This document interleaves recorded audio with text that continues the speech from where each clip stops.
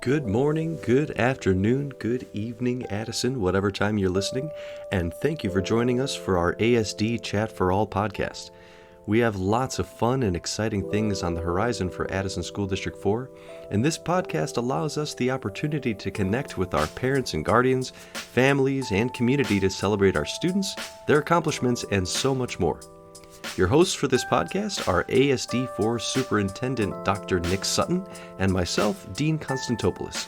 You interested in hearing more about what's going on in District 4? Come on in and have a chat.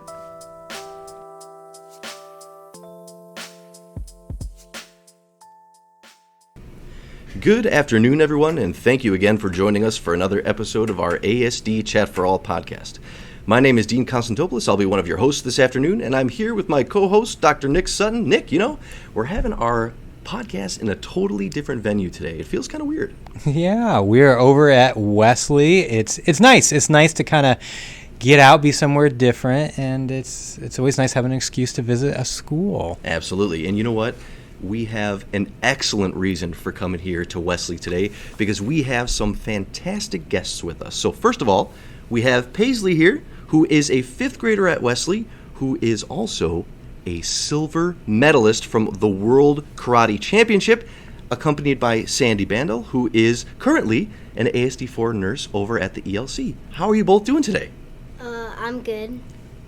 I'm doing very well, thank you. Awesome. Well, it's so nice to have you both on. Thanks for joining us. Now, I love it. Now, Paisley, I got to warn you, you are talking to, if I remember right, a former brown belt when I was about your age, but I never went as far with that martial arts stuff as you apparently did. So I'm impressed. I'm impressed the more I learn about you, and I'm impressed just sitting here talking to you. So what exactly impressed me so much? Because I found something out about you. So where did you go recently, and what exactly was this competition that you were in?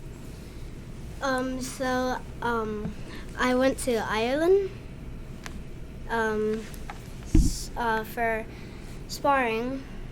Yeah. And that is awesome. So tell me exactly, how many people did you spar? What was it like in Ireland? Did you say Ireland?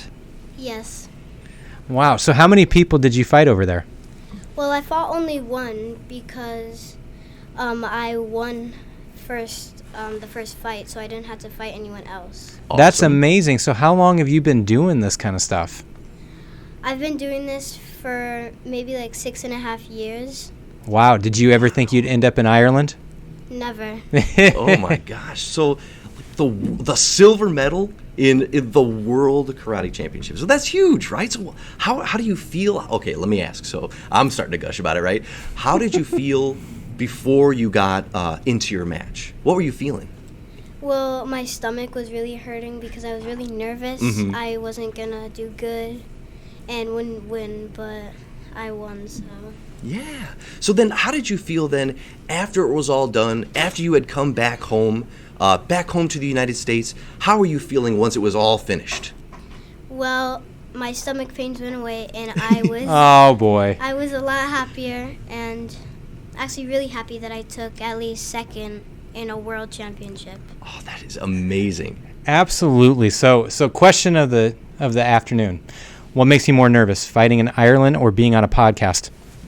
Probably fighting in Ireland. Okay, so we're getting good. there. So That's we're getting good. there. So now that you kind of reflect and you had the chance to travel all the way to Ireland for something like that, have you ever traveled somewhere that far before? And if anything, what was your favorite part of being in Ireland outside of the fighting?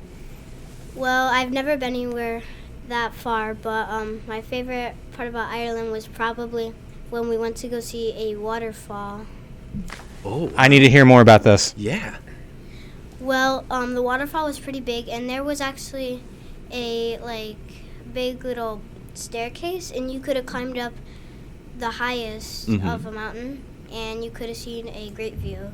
But I couldn't go that far because my grandma couldn't walk that far, and my mom was holding my little sister. Well, that is Gotcha. quite that is a good excuse, good reason. So, Yeah. do you see yourself sticking with martial arts? If I run into you 10 years from now, you're going to have your own dojo? You're going to be doing this kind of stuff? Yes, I probably wouldn't have my own dojo because I'd probably be at the same dojo, but I'd still be doing this in about 10 years.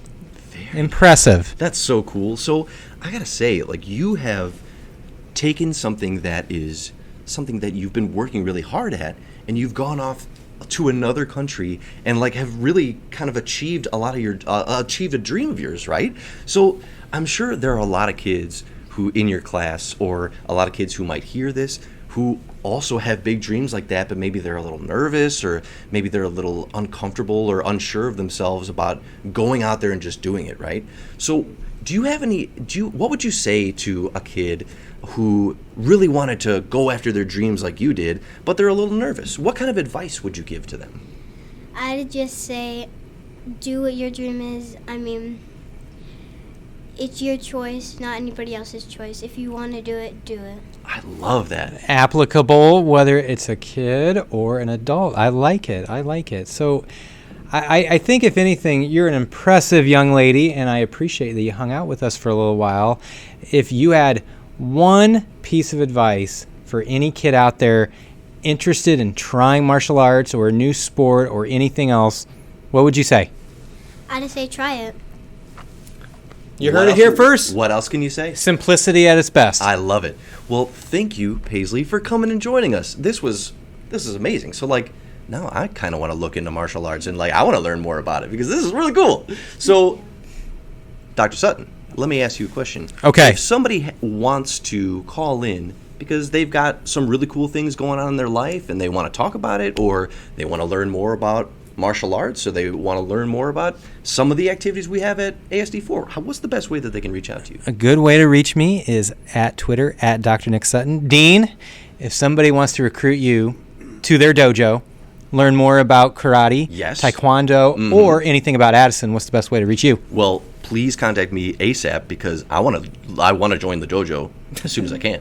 But that's going to be at Twitter, at AddisonSD4. So thank you both so much for joining us. This was a lot of fun. And for everybody else listening, stay tuned for next time. Thank you for tuning in to our ASD Chat for All podcast. Check us out at www.asd4.org, Spotify, or wherever you listen to podcasts for more. We'll be back soon with another episode, so stay tuned.